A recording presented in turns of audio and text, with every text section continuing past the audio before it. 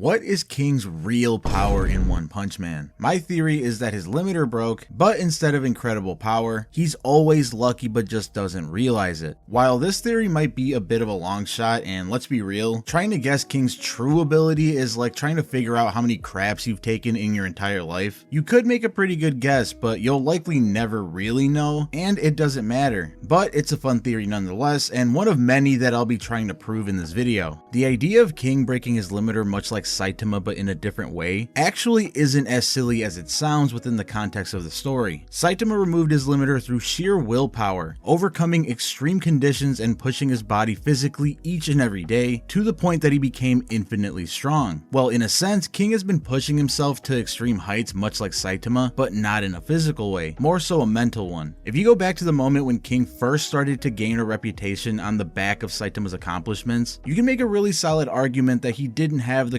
crazy meta luck that he has now. And luck, by the way, was the overwhelming favorite to be King's real power, but I think his insane meta luck would actually be a result of him removing his limiter, much like Saitama's world-wrecking punches are a result of him removing his. When King first meets Saitama, he gets attacked by this weird octopus monster, and this is actually when he obtains the iconic scar on his face. A Saitama that still has a full head of hair shows up and takes the monster out, but King gets the credit for it, and the rest is history. But keep this in mind, anyone with the true meta luck that King has now wouldn't have received a scar at all at that point, would he? Monsters can't even lay a single scratch on King anymore. So consider this. That day, King is scared shitless to the point that he comes to near death via a heart attack or something from the fear of potentially being killed by a monster. This sparks a mutation or change of some kind. Like how Dr. Genus explains in his conversation with Zombie Man, these extreme emotions King experienced caused a change on a molecular level that, much like Esper abilities, gave him these non-physical powers. So following that same line of logic, each near-death experience that King comes across when he's almost taken out by a monster, his meta luck ability grew stronger and stronger to the point that he broke his limiter and gained infinite luck, much like how Saitama gained infinite strength. Think of it like a Zenkai boost every time Goku goes against a stronger and stronger opponent. You could even make the argument that King's incredible luck makes him an Esper in a way depending on how it works. Like how this commenter points out, King's luck might work in a similar fashion to Domino from the X-Men series, where she can subliminally initiate random telekinetic acts that affect probability in her favor by making improbable but not impossible things occur within her line of sight, thus causing her to have good luck and her opponents to have bad luck. Sounds kind of confusing, I know, but it really does make sense. Well, at least within the context of like a superhero manga, right? If you're looking for a more straightforward King ability though, let's talk about this commenter who said, man, his extremely loud heartbeat is already a useful power. Sure, the King engine might just be a joke, but if I'm confronted by a person with an eye scar and suddenly heard an intense engine noise out of nowhere, I'd be terrified.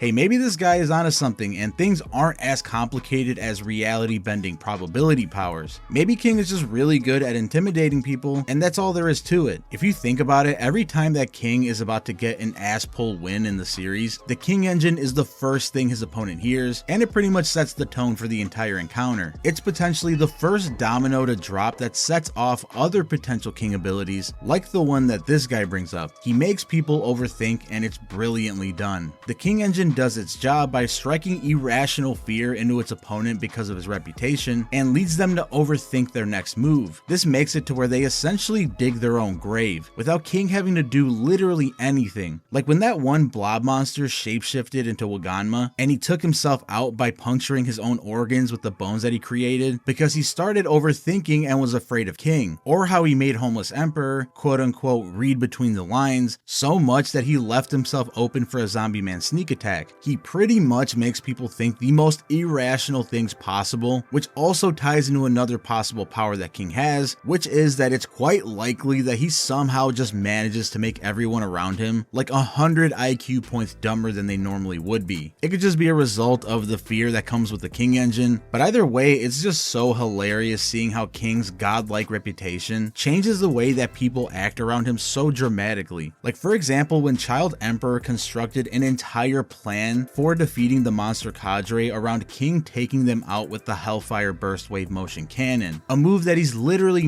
never seen before and just assumes that it exists. Sure, he said he was low on sugar, but I mean, come on, he could not be that dumb just for that sole reason, right? Or when King was walking throwing Saitama's trash out with Hot Pot from the night before all over his shirt, but the Hero Association employees that found him assumed that it was monster blood and he was out killing monsters all night long. Or in probably my favorite example of King turning someone into an idiot, we have the famous encounter that actually just played out between him and Atomic Samurai in the manga. He literally convinced Atomic that they shouldn't fight by using the biggest ass pull I have ever seen in a manga, hands down. He essentially made up a list of fake elements that exist in the air, and also mentions that considering that the day is Tuesday, all these factors would combine to somehow produce a disaster of some kind if they fought. On top of that, when Atomic agrees with him and simply asks him to cut an apple in order to gauge his true skill, King spends several minutes trying to unsheath the sword before giving up and walking away. But in Atomic's fried mind, he actually saw this as King cutting the apple with such speed and finesse that the apple didn't even realize that it had been cut, and the sword didn't even realize that it had been unsheathed. He pretty much turns everyone around him into a dipshit. That's the point I'm trying to make here. He has the stand, Wonder of You.